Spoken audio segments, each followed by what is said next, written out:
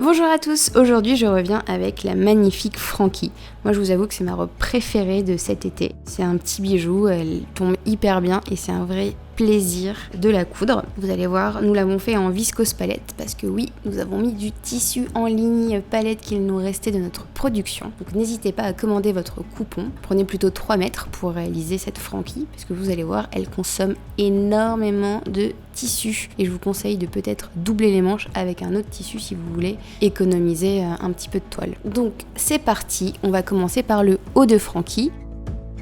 Frankie, elle a des pinces poitrine à droite et à gauche, donc on va commencer par tracer les pinces. Donc comme d'habitude, je les trace, je les épingle et ensuite on vient piquer sur le trait qu'on a tracé. Et une fois qu'on a piqué, on repasse et à l'aide du fer à repasser, on fait effacer son trait de crayon. Donc on va assembler maintenant le devant et le dos. Pour cela, nous allons faire des coutures anglaises parce qu'on a envie de la soigner, cette petite Frankie. Donc les coutures anglaises, c'est facile. Vous épinglez envers contre envers les deux devant au dos. Vous épinglez les lignes d'épaule et les lignes de côté. Vous venez piquer à 0,5.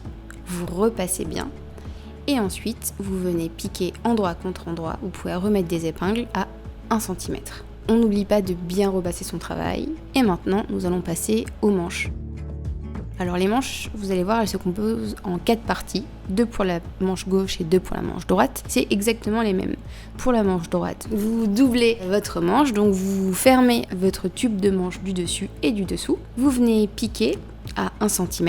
Et une fois que vous avez fait ça, vous repassez et vous venez enfiler votre manche endroit contre endroit, l'une dans l'autre. Et une fois que vous avez fait ça, endroit contre endroit, vous venez épingler le bas de manche, donc tout le contour du poignet en fait si je puis dire. Vous épinglez et vous pouvez enlever le bras de la machine à coudre pour enfiler votre bas de manche sur la machine et que ce soit plus précis. On pique à 1 cm et une fois que ça c'est fait, on vient réouvrir et on met le tout sur l'endroit. On repasse bien.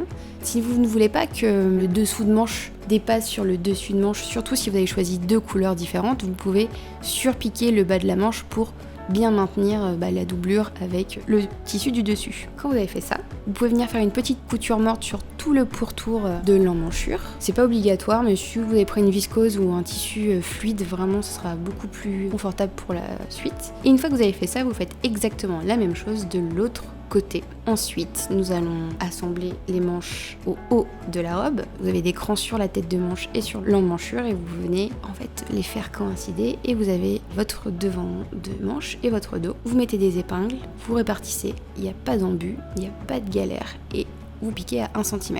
Une fois que vous avez piqué à 1 cm, vous venez faire un petit point zigzag pour bien finir votre travail. Et si vous avez la chance d'avoir une surjeteuse, on surjette. Et si vous avez envie que ce soit un bijou, vous pouvez venir poser un petit biais contrasté et vous serez vraiment une warrior et vous aurez mon respect éternel. Donc une fois que ça c'est fait, on va passer à la finition du haut de la robe. Donc vous pouvez utiliser un biais tout fait ou faire un biais dans le même tissu que votre robe. Donc pour cela c'est pas très compliqué, il vous suffit de tracer à 45 degrés votre biais par rapport à votre droit fil et vous venez faire une grande bande d'environ 5 cm et ensuite vous venez replier 0,5 de chaque côté et une fois que vous avez fait ça, vous revenez plier une fois en deux pour fabriquer votre biais. Alors je vous cache pas que Frankie elle consomme énormément de tissu. Ce que je vous conseille de faire, c'est peut-être de couper des petits morceaux et de faire votre biais en 3 ou 4 parties, ça se verra pas beaucoup et ça vous permettra d'utiliser vos chutes de tissu. Et ça on aime bien réutiliser. Donc soit vous prenez du biais tout fait, soit vous faites le vôtre. Et toujours est-il, c'est exactement la même étape. Vous allez ouvrir votre biais et vous allez épingler endroit contre endroit les parties de l'encolure. Donc les parties en fait effilochées doivent être ensemble. Donc vous épinglez tout le pourtour. Le reste de votre biais en fait doit être endroit contre votre vêtement. Donc vous épinglez, on va dire dans la rainure de votre pli que vous avez préformé. Donc c'est à peu près à 0,5. Une fois que vous avez fait ça, vous enlevez les épingles. Donc il y a plusieurs façons de monter le biais sur votre robe. Nous, on a fait cette première piqûre et ensuite, vous allez voir, on a repassé le biais comme si on le fermait, mais on a plié sur la piqûre et pas en prenant au sandwich le bord franc dans le biais. Et surtout, si vous prenez de la viscose, c'est extrêmement simple parce que ça s'adapte très bien avec votre fer à repasser. Donc aidez-vous du fer. Une fois que vous avez fait ça, vous venez épingler correctement votre biais sur l'envers de la robe et vous venez piquer, si possible sur l'endroit, à 1 cm ou si vous avez un tissu bariolé comme celui-ci, si vous voulez vraiment qu'il n'y ait aucun problème, vous pouvez venir piquer sur l'envers, quasiment en nervure sur le bord de votre biais et ça sera magnifique. Donc, on a quasiment terminé le haut de la robe, c'est la bonne nouvelle. Donc pour terminer, il va falloir passer quelques fils de fronce sur le devant et sur le dos. Donc vous pouvez passer 3 fils de fronce à 0,5. Donc vous n'oubliez pas de ne pas faire de point d'arrêt, de faire un point bien large. Quand c'est fait, vous venez reprendre votre patron et en fait selon la taille que vous avez coupée, vous aurez la longueur finie que vous allez devoir froncer. Donc quelle que soit la taille que vous avez prise, de toute façon tout le dos est froncé, légèrement, c'est pas un énorme fronçage mais c'est un petit peu. Et quelle que soit la taille aussi que vous avez prise, les fronces du devant, elles sont de la couture côté jusqu'à la pince poitrine à droite et à gauche. Donc vous avez toutes les valeurs de fronce sur le patron. Et une fois que vous avez fait ça, vous pouvez, si vous voulez, coudre l'étiquette à ce moment-là. Moi j'étais très impatiente et je préfère coudre les étiquettes à la machine, je trouve que c'est plus résistant. Voilà, c'est juste mon appréciation personnelle. Ensuite, nous allons passer à la ceinture. On va faire ça de haut en bas aujourd'hui. Donc pour la ceinture, vous allez voir, il y a pas mal de parties. Il y en a 10, donc ça peut faire peur, mais vraiment c'est très simple. En fait, vous avez la partie devant, les deux devant et le dos, 2 fois pour la doublure, et ensuite vous avez les 2 grandes feuilles pour faire le nœud. Et les 2 grandes feuilles, il y en a une de chaque côté. On va commencer par la première feuille. Donc on vous conseille de thermocoller une des faces. Encore une fois, ce n'est pas obligatoire, mais ça sera plus joli pour le rendu final. Vous aurez un beau nœud qui va se tenir un petit peu plus. Donc vous venez épingler endroit contre endroit les 2 premières feuilles ensemble, et vous venez piquer tout le pourtour en laissant le petit côté libre pour pouvoir retourner votre ceinture sur l'endroit. Donc vous piquez évidemment à 1 cm et vous n'oubliez pas de dégager les angles une fois que vous avez piqué. Une fois que vous avez tout retourné, vous venez aplatir au fer, c'est magnifique. Si vous voulez, vous pouvez aussi faire une surpiqûre sur tout le pourtour de la ceinture. C'est pas obligatoire, c'est vous qui voyez. Et une fois que vous avez fait ça, vous allez prendre les 3 parties de la ceinture, thermocollées ou non. Donc une fois que vous avez votre feuille et que vous avez épingler les petits côtés. Vous allez pouvoir prendre en sandwich dans la couture côté de gauche la feuille et vous venez piquer les 2 petits côtés. Une fois que ça c'est fait, vous allez prendre votre deuxième partie de la ceinture, on va dire la doublure de la ceinture que vous aurez aussi montée, et on va assembler les 2 petits côtés et réserver, et n'oubliez pas de faire la deuxième feuille évidemment. Et si jamais vous avez fait des surpiqûres sur la première, n'oubliez pas d'en faire sur la seconde. Donc maintenant, nous allons assembler la ceinture du dessus, celle avec les feuilles, au haut de la robe. Bien faire coïncider les lignes côté de la ceinture avec les lignes côté du haut de la robe. Et n'oubliez pas de bien répartir les fronces de façon homogène, que ce soit joli. Donc n'hésitez pas à reprendre une règle pour voir que vous avez bien froncé de la bonne valeur. Et vous allez voir sur le côté gauche, vous avez un morceau de ceinture qui dépasse. Je vous l'ai dit là préalablement, c'est normal, ça sera là. En fait, on va venir mettre une boutonnière pour la fermeture portefeuille de la robe. Donc, une fois qu'on a bien épinglé et qu'on a piqué, qu'on a repassé sa ceinture, on va pas repasser la ceinture vers le bas, on va surtout accrocher la doublure de la ceinture. Donc, exactement de la même façon, vous allez venir poser la doublure de la ceinture, l'endroit de la ceinture contre l'envers de la robe, et vous allez venir prendre en sandwich la couture que vous avez préalablement fait.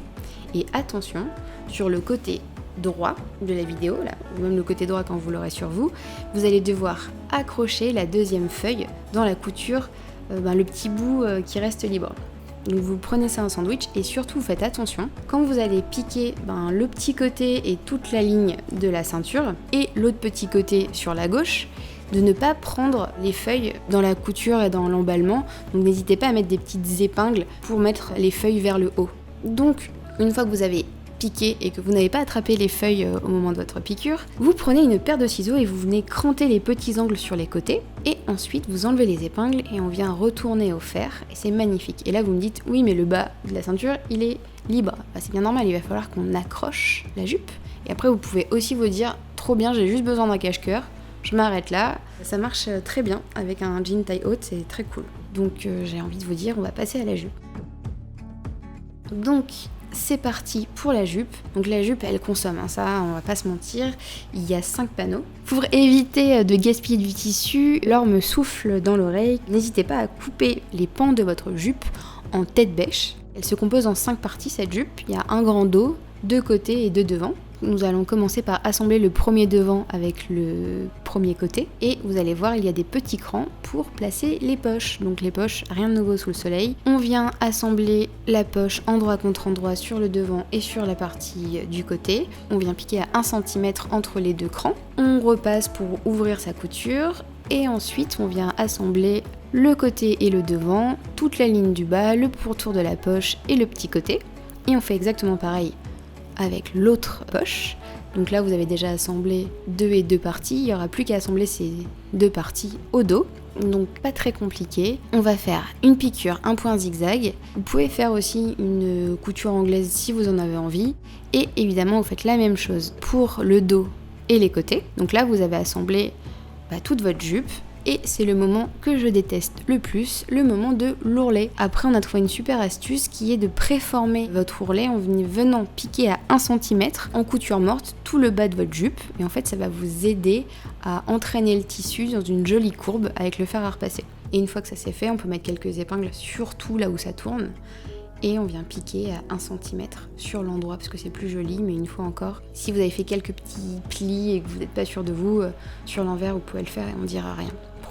Donc on touche au but les amis, il n'y a plus qu'à faire la file de fronce sur le haut de la jupe, donc pas très compliqué les fils de fronce, vous passez 2 fils en haut de la jupe à presque 0,5 et à 1 cm. Et vous n'oubliez pas de ne pas faire de point d'arrêt, et vous n'oubliez pas non plus de faire un bon point lâche, donc vous venez tirer les 2 fils du dessus ou les 2 fils du dessous, et vous venez froncer de la valeur qui se trouve sur votre patron. Donc si jamais vous n'avez pas le patron sous la main, parce que c'était hiroshimesque de faire de la couture dans votre salon, ce que je peux comprendre, c'est assez simple, il vous suffit de froncer toute la valeur de la taille en fonction de la longueur de votre ceinture. Donc maintenant nous allons assembler cette jolie jupe à ce haut de robe. Pour cela, je vous conseille de commencer par l'endroit. Vous épinglez endroit contre endroit la jupe et la ceinture. Vous faites bien coïncider les lignes de côté, les lignes où se trouvent les poches et les lignes de dessous de manche en gros. Et en fait, vous répartissez correctement les fronts sur tout le milieu dos et les côtés.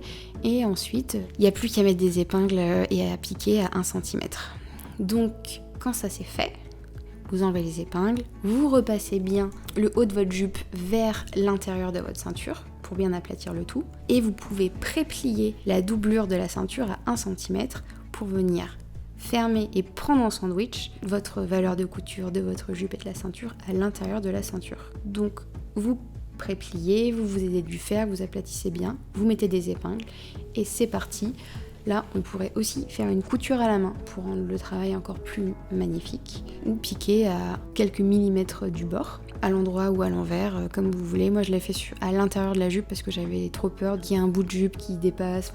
Et ensuite, touche finale, j'ai envie de vous dire, c'est la boutonnière. Donc la boutonnière, vous allez la faire sur la petite partie de la ceinture qui dépasse. Et vous allez prendre un bouton qui fait environ 18 mm. Vous allez voir, l'emplacement de la boutonnière se trouve sur le patron. Et pour le bouton, on vous conseille d'enfiler la robe et de voir à peu près où se trouve, on va dire, le point sur votre taille qui vous permettra d'ajuster au mieux votre robe.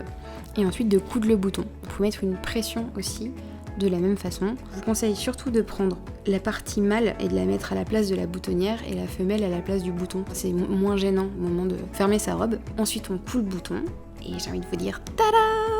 Voilà, elle est magnifique cette robe Frankie. Moi je l'ai portée tout de suite après, j'ai eu du mal à l'enlever. J'espère qu'elle vous a plu, j'espère que vous allez prendre beaucoup de plaisir à coudre Frankie. Et je vous dis à très vite pour les prochains patrons de la collection Time of My Life. Je vous embrasse.